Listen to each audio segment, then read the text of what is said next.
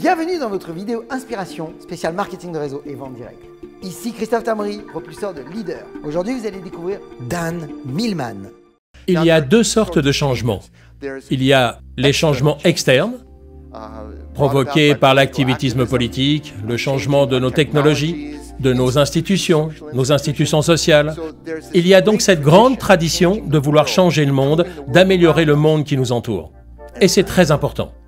Il existe également une tradition de changement interne, croissance psychologique, spirituelle et personnelle, où les gens disent « Vous savez, je pense que la plus grande différence que je puisse faire est de d'abord me changer moi-même, et ensuite je pourrai apporter plus au monde et être plus utile. » Donc, en termes de changement, ce n'est pas une question de c'est soit l'un soit l'autre. Cela concerne les deux, externe et interne. Même si nous décidons que nous voulons travailler sur nous-mêmes, où devons-nous exercer les bons moyens de pression? En quoi cela consiste-t-il? Certaines personnes se concentrent sur la réparation intérieure. Ceci est très populaire dans les traditions métaphysiques et spirituelles et les mouvements de développement personnel, comment changer vos pensées, penser plus positivement. Certains travaillent donc sur l'esprit et les émotions pour générer les émotions appropriées pour faire un changement dans le monde. L'intensité de ce que je veux dire doit être expliquée, je pense, en décrivant les deux approches fondamentales du changement et faire ce qui doit être fait. La première approche est très populaire. Cela ressemble à « D'abord, vous devez calmer votre esprit afin de pouvoir créer des croyances autonomes.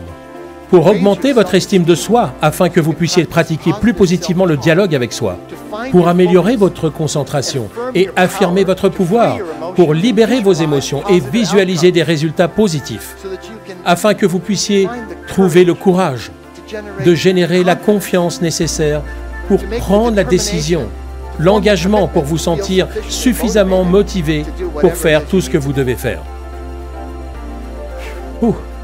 C'était la première approche. Mais je recommande l'autre qui est simplement « fais-le ». La vie va toujours se résumer à cela, que cela nous prenne quelques minutes ou quelques mois ou années. La question nous est toujours posée. Que ferez-vous maintenant en réponse aux circonstances? Car il me semble que nous devons examiner qu'est-ce que nous contrôlons ou pas. Pouvons-nous contrôler les pensées qui surgissent dans notre esprit et les changer?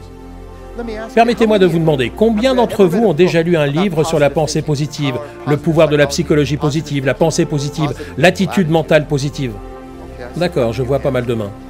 Maintenant, combien d'entre vous ont seulement eu des pensées positives après avoir lu ces livres, durant par exemple les 2 dernières semaines? Quelqu'un? C'est intéressant, non? Et nous croyons, bien sûr, mais si je lis le livre 2 fois, si j'avais surligné les parties importantes et fait tous les exercices, peut-être que moi aussi j'aurais des pensées plus positives. Eh bien, peut-être. Mais pour autant que j'ai regardé, nous n'avons aucun contrôle direct sur les pensées qui surgissent dans notre conscience. Nous n'avons pas de filtre anti-spam dans nos têtes. Beaucoup de courriers indésirables transitent. Et c'est parfaitement naturel, ça fait partie de la vie. Parfois mes pensées sont positives, parfois négatives. J'ai reconnu cela et maintenant je suis en paix avec mon esprit. Je ne m'en inquiète plus.